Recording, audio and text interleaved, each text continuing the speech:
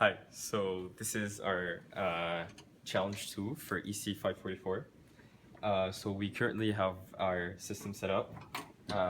This is what's actually running on the Raspberry Pi, which is located right here.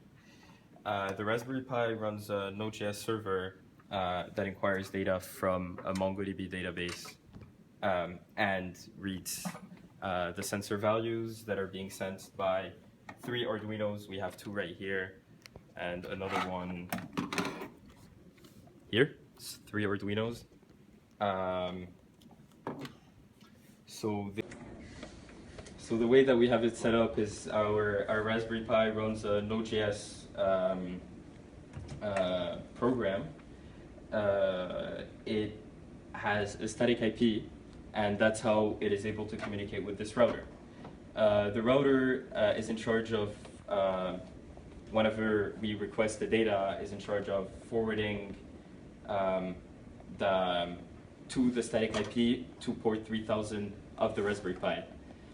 And now the way that the router communicates with our front end is that since it has a dynamic IP, the Raspberry Pi writes to our server the dynamic IP every time that is hosted using a host name that we created inside a site called noip.com. So that's the overall hardware architecture. You can come in closer to look at our front-end component. So I'm now going to talk about our graphical display. So these are our HTML file, our front-end. The front-end was designed in Bootstrap, and all the graphs were designed using Canvas.js. So this is the first part of our front-end, so the real-time data. This is not inquiring the database, it's getting the real-time value that is read by the sensor, and it plots them through time.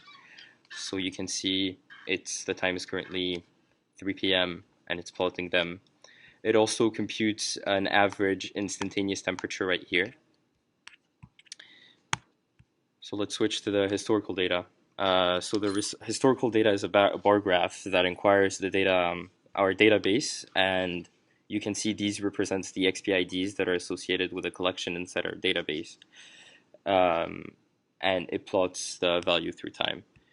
You can also select which time interval you want to. So currently we're reading for the past 30 seconds. If you want to reload it for the next 30 seconds, you press this button again.